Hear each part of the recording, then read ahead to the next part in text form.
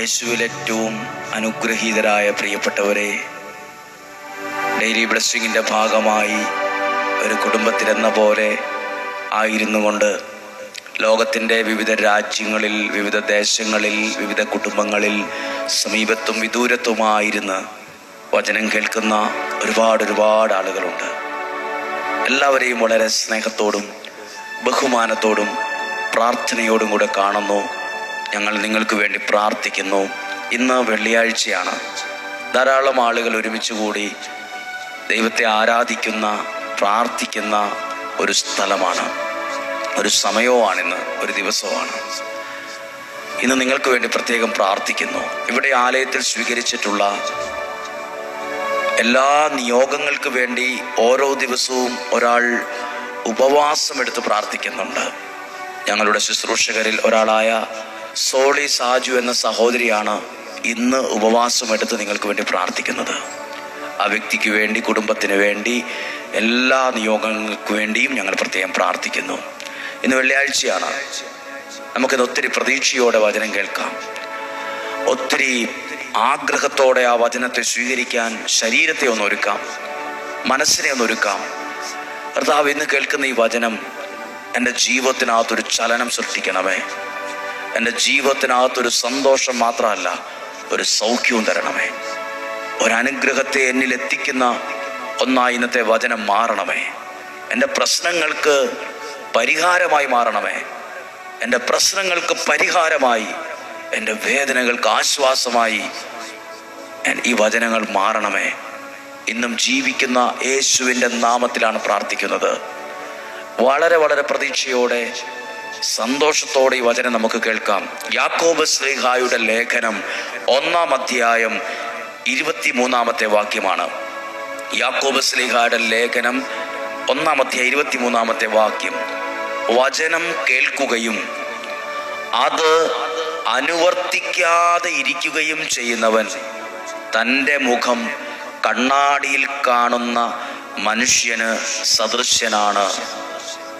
അവിടെ 2 വാക്കുകളുണ്ട്. മുഖം, കണ്ണാടി. കണ്ണാടി, മുഖം. ഇത് രണ്ടും നമ്മുടെ ജീവിതവുമായിട്ട് ഭയങ്കര ബന്ധമുള്ളതാണ്. കണ്ണാടിയിൽ നോക്കാത്തവരായ ആരുമില്ല. ദിവസത്തിൽ പല പ്രാവശ്യം നമ്മൾ കണ്ണാടിയിൽ നോക്കും. കണ്ണാടിയിൽ നോക്കുമ്പോഴാണ് നമ്മുടെ ചില കുറവുകൾ നമുക്ക് മനസ്സിലാകുന്നത്. കണ്ണാടി, മുഖം. ദൈവവചനം അനുസരിക്കാതെ, കേട്ടിട്ട് അനുസരിക്കാത്തവർ തൻ്റെ മുഖം കണ്ണാടിയിൽ നോക്കുന്ന മനുഷ്യന് തുല്യനാണ്. അവൻ തന്നെ നോക്കിയിട്ട് കടന്നു പോകുന്നു. എങ്ങനെ ഇരിക്കുന്നു എന്നവൻ പെട്ടെന്ന് വിസ്മരിക്കുന്നു. നമ്മളിപ്പോൾ തലമുടി ചീകിയില്ലെന്ന് നമ്മൾ എപ്പോഴാണ് അറിയുന്നത്? ചിലപ്പോൾ നമ്മൾ കണ്ണാടി നോക്കുമ്പോഴാണ്, അയ്യോ തലമുടി ചീകിയില്ലല്ലോ, അയ്യോ ബട്ടൺസ് ഇട്ടത് തെറ്റിയാണല്ലോ. കണ്ണാടിയിൽ നോക്കുമ്പോഴാണ് ചില കാര്യങ്ങൾ നമുക്ക് മനസ്സിലാകുന്നത്. യാക്കോബ് ശ്ലീഹ പറയുവാണ്, ദൈവത്തിൻ്റെ വചനം, ദൈവവചനം, വേദപുസ്തകം കണ്ണാടിയാണ്, കണ്ണാടി പോലെയാണ്. എന്ന് പറഞ്ഞാൽ മുഖം നോക്കുന്ന കണ്ണാടി പോലെയല്ല. ഇത് ജീവിതം ശരിയാക്കുന്ന, ജീവിതത്തെ ക്രമപ്പെടുത്താൻ സഹായിക്കുന്ന, ജീവിതം നല്ലതാകുന്ന, ഒരു നല്ല ജീവിതം ഉണ്ടാകുന്നത് ഈ ദൈവവചനമാകുന്ന കണ്ണാടിയിൽ നോക്കാൻ തുടങ്ങുമ്പോഴാണ്.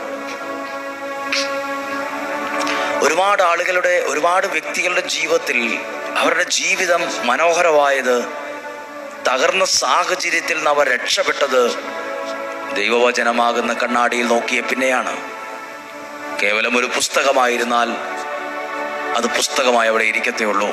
എപ്പോഴാണോ അത് വിശ്വാസത്തിലെടുക്കുന്നത്, എപ്പോഴാണോ ആത്മാർത്ഥതയോടെ അതിൽ നോക്കുന്നത്, അത് നമ്മളിൽ ചില അത്ഭുത മാറ്റങ്ങൾ കൊണ്ടുവരും. അപ്പോൾ കണ്ണാടിയുടെ പ്രത്യേകത, അത് നിലത്തോട്ട് വീണാൽ അതെത്ര കഷ്ണമായി പൊട്ടു നമുക്കറിയാൻ പാടില്ല. വീഴ്ചയുടെ ആഴമനുസരിച്ച് ഇത് പൊട്ടിപ്പോകും. പക്ഷെ ആ പൊട്ടിയ കണ്ണാടിയിൽ നമ്മുടെ മുഖം നോക്കിയാൽ നമ്മൾ തന്നെ ആകെ പൊട്ടിപ്പോലെ ഇരിക്കും. എന്നാൽ യാക്കോബ് ശ്ലീഹ ഉപമിച്ചിരിക്കുന്നത് ദൈവവചനം ഒരു കണ്ണാടി പോലെയാണെന്നാണ്. ദൈവവചനമാകുന്ന കണ്ണാടി പൊട്ടില്ല. വീട്ടിൽ നമ്മൾ പൈസ കൊടുത്ത് മേടിക്കുന്ന മുഖം നോക്കുന്ന കണ്ണാടി പൊട്ടും. പൊട്ടിയതുപോലെ, നിലത്ത് വീണ് പൊട്ടിയതുപോലെ പലതായി പൊട്ടിയ ജീവിതങ്ങളെ ഞാൻ കണ്ടിട്ടുണ്ട്. പലതായി തകർന്ന കുടുംബങ്ങളെ ഞാൻ കണ്ടിട്ടുണ്ട്. പലതായി തകർന്ന ഭാവിയെ ഞാൻ കണ്ടിട്ടുണ്ട്. കണ്ണാടി ചില്ല് പോലെ പൊട്ടിയവർ. പലരും പ്രാർത്ഥിക്കാൻ വരുമ്പോൾ കരയുന്നത് കണ്ണാടി ചില്ല് പൊട്ടിയതുപോലെ ജീവിതം പൊട്ടിപ്പോയി. ചിലരെ അവർ അന്ധമായി വിശ്വസിച്ചു, അവർ ചതിച്ചു. ചിലരെ അവർ അന്ധമായി സ്നേഹിച്ചു, അവർ വലിച്ചു കീറി എടുത്തെറിഞ്ഞു. ചിലരെ അന്ധമായി വിശ്വസിച്ച് ഒത്തിരി പണം വായ്പ കൊടുത്തു, എല്ലാം പോയി, നഷ്ടപ്പെട്ടു. ബിസിനസ് തകർന്നു, സാമ്പത്തികം നഷ്ടപ്പെട്ടു, കടം കയറി, ജപ്തിയുടെ വക്കിലായി. അതിന് പുറകെ രോഗങ്ങൾ വന്നു, മക്കൾ അനുസരിക്കുന്നില്ല. കണ്ണാടി ചില്ല് പോലെ പൊട്ടിയ ജീവിതങ്ങൾ. എന്നാൽ എത്ര പൊട്ടിയ ജീവിതമായാലും ദൈവവചനമാകുന്ന കണ്ണാടിയിൽ നോക്കാൻ തുടങ്ങുമ്പോൾ ആ ജീവിതം ശരിയായി വരാൻ തുടങ്ങും. ആ ജീവിതം ദൈവം ഒട്ടിച്ച തകർച്ചയൊക്കെ മാറ്റി പാടുപോലും ഇല്ലാത്ത വിധം ഒട്ടിച്ചു ചേർക്കും പൊട്ടിയതിനെ.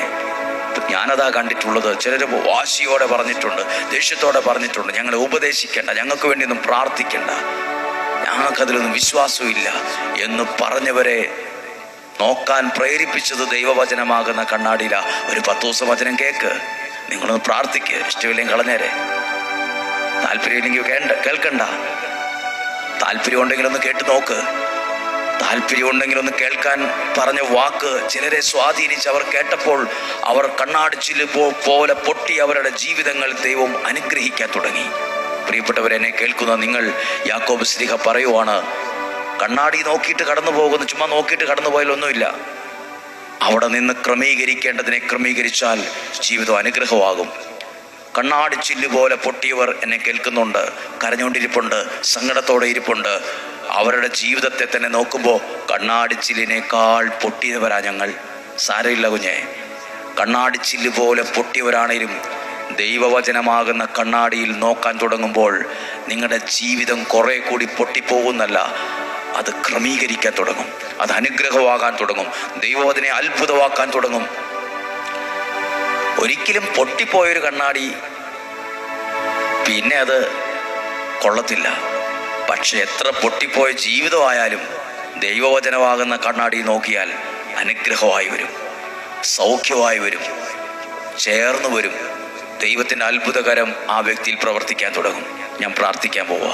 ഇന്ന് വെള്ളിയാഴ്ച നിങ്ങൾക്ക് ഏറ്റവും അനുഗ്രഹമുള്ളൊരു ദിവസമാകട്ടെ. ഈ ആലയത്തിൽ ഇപ്പോൾ ഉള്ളവരുണ്ട്, പ്രാർത്ഥിച്ചു കൊണ്ടിരിക്കുന്നവരുണ്ട്. ദൈവം നിങ്ങളെ അത്ഭുതകരമായി സഹായിക്കും. ഏത് വിഷയത്തെ നോക്കിയിട്ടാണ് നിങ്ങളിന്ന് പറഞ്ഞത്? ഇത് സത്യമാണ്. കണ്ണാടി ചില്ല് പോലെ പൊട്ടിപ്പോയി എൻ്റെ ജീവിതം, ഭാവി, സ്വപ്നങ്ങൾ, തലമുറ, ജീവിത പങ്കാളി, ശുശ്രൂഷ, ഒന്നും വിചാരിച്ച പോലല്ല. സാരയില്ല, ദൈവവചനമാകുന്ന കണ്ണാടിയോട് ചേർത്ത് വെച്ചിട്ട് പറ, ദൈവവചനത്തോട് എൻ്റെ ഈ തകർന്ന സാഹചര്യത്തെ ഞാൻ ചേർത്ത് വയ്ക്കുന്നു.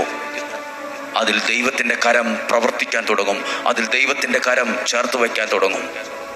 പൊട്ടിയ കണ്ണാടി ചിലപ്പോൾ ശരിയാകുകയില്ല, അതിനെ പൊട്ടക്കിണറ്റിലെറിയും. പക്ഷേ പൊട്ടിയ ജീവിതം പൊട്ടക്കിണറ്റിൽ കിടക്കേണ്ടി വരില്ല.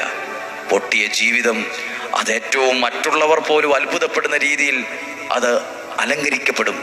മറ്റുള്ളവർ ചോദിക്കും, അയ്യോ അവർ പണ്ട് പ്രശ്നമായിരുന്നില്ല, ഇപ്പം എങ്ങനെ അവർ സന്തോഷമായിട്ട് ജീവിക്കുന്നു? ദൈവവചനമാകുന്ന കണ്ണാടിയിൽ നോക്കിയ പിന്നെയാ, അയ്യോ എങ്ങനെ തകർന്നു കിടന്ന വ്യക്തികളാ, എങ്ങനെയാ അവർ രക്ഷപ്പെട്ടത്? ദൈവവചനമാകുന്ന കണ്ണാടിയിൽ നോക്കിയ പിന്നെയാണ്. നിങ്ങൾ യുവതി യുവാക്കൾ കുഞ്ഞുങ്ങളൊക്കെ ഉണ്ട്, പരീക്ഷയ്ക്ക് ഒരുങ്ങുന്നവർ, രക്ഷപ്പെടണമെന്ന് ആഗ്രഹിക്കുന്നവർ, ഈ ദൈവവചനമാകുന്ന കണ്ണാടിയിൽ ദിവസവും നോക്ക്. ഏറ്റവും രാവിലെ തന്നെ പ്രാർത്ഥിക്കുക. തെളിഞ്ഞ മനസ്സുള്ളപ്പോൾ കേട്ട് പ്രാർത്ഥിക്കുക. അത് നിന്റെ ജീവിതത്തെ മനോഹരമാക്കും. ഒരിക്കലും ജീവിതം പൊട്ടക്കിണറ്റിലായി എന്ന് സങ്കടപ്പെടേണ്ടി വരത്തില്ല. പൊട്ടിയ കണ്ണാടി പൊട്ടക്കിണറ്റിലായിരിക്കാം, പക്ഷേ ജീവിതം പൊട്ടക്കിണറ്റിലാകത്തില്ല. കാരണം ജീവിതത്തെ അനുഗ്രഹിക്കുന്ന ഒരു ദൈവമുണ്ട്.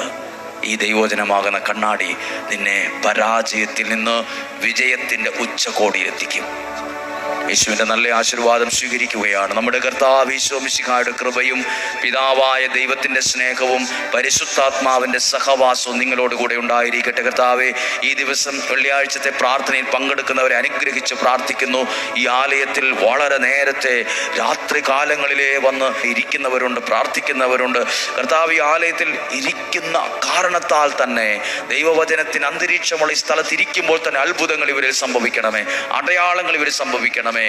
മറ്റൊന്നും നടന്നില്ലെങ്കിലും അവരുടെ പ്രാർത്ഥനയ്ക്ക് മറുപടി കിട്ടുന്ന ഒരു സാക്ഷ്യം ഇവിടെ വെച്ച് അവർക്ക് സംഭവിക്കണമേ. മോശ ആ മുൾപ്പടർപ്പിൽ ദൈവത്തിൻ്റെ സ്വരം കേട്ട് മോശെ മോശെ എന്ന് വിളിച്ചതുപോലെ കർത്താവെ, ഈ അനുഗ്രഹയിൽ അവരെ ദൈവം അനുഗ്രഹിക്കുന്ന ദൈവത്തിൻ്റെ സ്വരം അവർക്ക് കേൾക്കാനിടയാകണമേ. രോഗങ്ങളിൽ നിന്നും, അപകടത്തിലും ദുർമരണത്തിൽ നിന്നും, മുപ്പത്താത്ത മരണത്തിൽ നിന്നും ഇവരെ സംരക്ഷിക്കണമേ. ദീർഘായുസ്സും ആരോഗ്യവും സമ്പത്തും ഐശ്വര്യവും സന്തോഷവും സമാധാനവും അനുഗ്രഹിച്ചു ദൈവം നിങ്ങൾക്കും നിങ്ങളുടെ കുടുംബത്തിനും തലമുറയ്ക്കും നൽകട്ടെ. യേശുവിൻ്റെ നാമത്തിൽ അനുഗ്രഹിച്ച് ആശീർവദിച്ച് പ്രാർത്ഥിക്കുന്നു, ഇപ്പോഴും എപ്പോഴും എന്നേക്കും. ആമേൻ. ഇന്നും ഞങ്ങളിൽ ഒരാൾ, ശുശ്രൂഷകളിൽ ഒരാൾ ഉപവാസത്തോടെ പ്രാർത്ഥിക്കുന്നു. സോളി സാജു എന്ന സഹോദരിയാണ് പ്രാർത്ഥിക്കുന്നത്. ഒരു കുടുംബത്തിന് വേണ്ടി പ്രാർത്ഥിക്കുന്നു. ദൈവം നിങ്ങളെ അനുഗ്രഹിക്കട്ടെ. നാളെയും 5:30 നമുക്ക് ഒരുമിച്ച് കാണുന്നതുവരെ സ്വർഗത്തിലെ ദൈവം ഉള്ളങ്കൽ എന്ന പോലെ നമ്മെ സൂക്ഷിക്കട്ടെ. 8 മണിയോടുകൂടി നമ്മുടെ ശുശ്രൂഷകൾ, അനുഗ്രഹയിൽ ഏകദിന ശുശ്രൂഷകൾ ആരംഭിക്കുന്നു. ദൈവം അനുഗ്രഹിക്കട്ടെ. ആമേൻ.